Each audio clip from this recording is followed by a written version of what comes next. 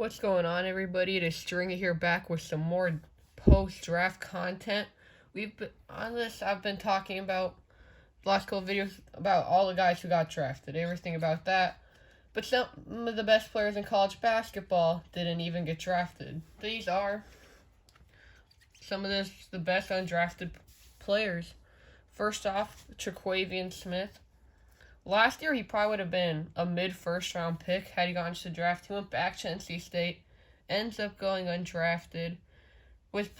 He reminds me a lot of kind of Jalen Green, like a way worse Jalen Green. He averaged like 17 points a game. He's super athletic, shoots a lot of like pull-up jump shots, and NC State plays a lot like the Rockets did. They Jarquell Joyner, DJ Burns Jr., all those guys. He signed with the 76ers. He averaged like 17 points a game last year. Was one of the best players in the ACC. Led them to the tournament, and yeah. Next guy, Ricky Council IV. Like Traquavian Smith, he was still projected to get drafted this year. Probably like mid to late second round. He ended up signing with the Pacers. I mean, not the Pacers, the 76ers as well. Just like Smith, but at Arkansas, there was Anthony Black, Nick Smith Jr., Jordan Walsh. Those three guys all got drafted. Plus, like, other really good players. So why they beat my Kansas Jayhawks in the second round.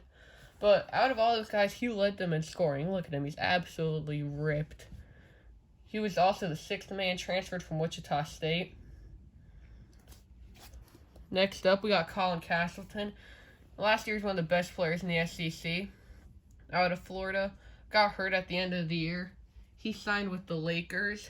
I think he could do something with the Lakers. They need help up front. He could be good for them. Next up, we got the NCAA champion, Adama Sanogo. His teammate, Jordan Hawkins, got drafted at 14. Andre Jackson Jr. got drafted. They had Donovan Clingan, who I think is going to be a lottery pick next year. But Sanogo is the best player on that team. He's like a 6'7" center, but he can shoot. Didn't get drafted. He signed with the Bulls. Another guy, like a lot of the best players in college basketball didn't get drafted. He was one of them. Helped UConn have a really good year and be the national champions. I forgot if he was Final Four player of the year. He might have been. Next up, we have the former Wooden Award winner, Oscar Tshiebwe. Won the award 2 years ago. Zach Edey won it last year. He was the best rebounder in college basketball last 2 years. He's every single game he was having like 20 rebound games, 20 games.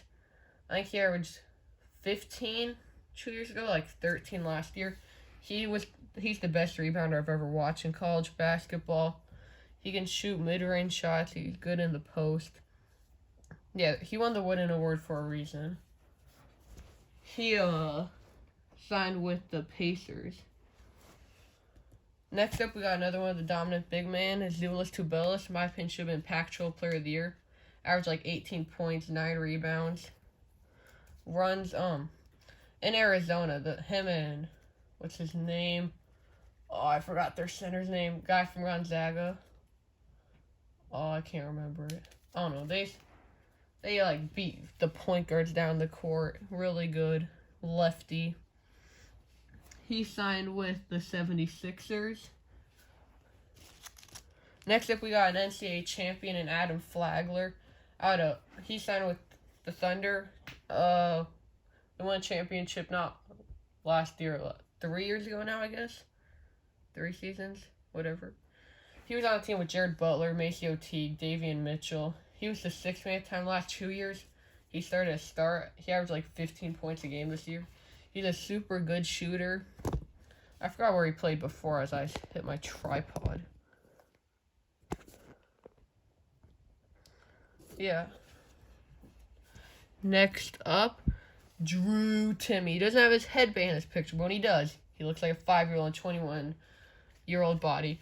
Yeah, he's been one of the best players in college basketball last couple years at Gonzaga. All-American, everything.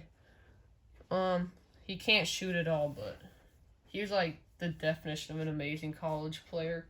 I don't know if he'll ever do anything in the NBA. He signed with the Bucks. But yeah. Another one of the dominant big man. Here we got, Tosan, I don't know how to say his name. Ebunumwan. He signed with the Pistons. He's like a way worse Bam Adebayo. Princeton ran their offense through him. He helped them get them to the Sweet 16. I don't know the exact averages, but he's really good. Signed with the Pistons. I might have already said that. Next up, we got Antoine Davis out of Detroit Mercy. He's second all time in NCAA points. He was just a couple behind Pete Maravich in his last game when they lost to Youngstown State in the conference tournament. I remember watching that game. He didn't get invited to any tournaments. Detroit Mercy was never good, but 5 years, averaged like 25 points a game every year. Played for his dad.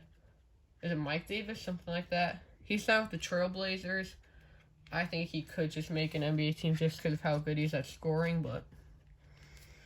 Lastly, we have UCLA's point guard the last 5 years, Tiger Campbell. Helped them make the Final Four and just be one of the best teams the last couple years. Look at his hair. How do you even do that? I don't know. I forgot. I didn't write down what team he has. You can look it up if you really want to know. But that's my list. There's obviously a bunch of other really good undrafted players. Mike Miles, Charles Bediako has some hype. Who else? Just really good college players. Yeah, just some other guys. But that's my list.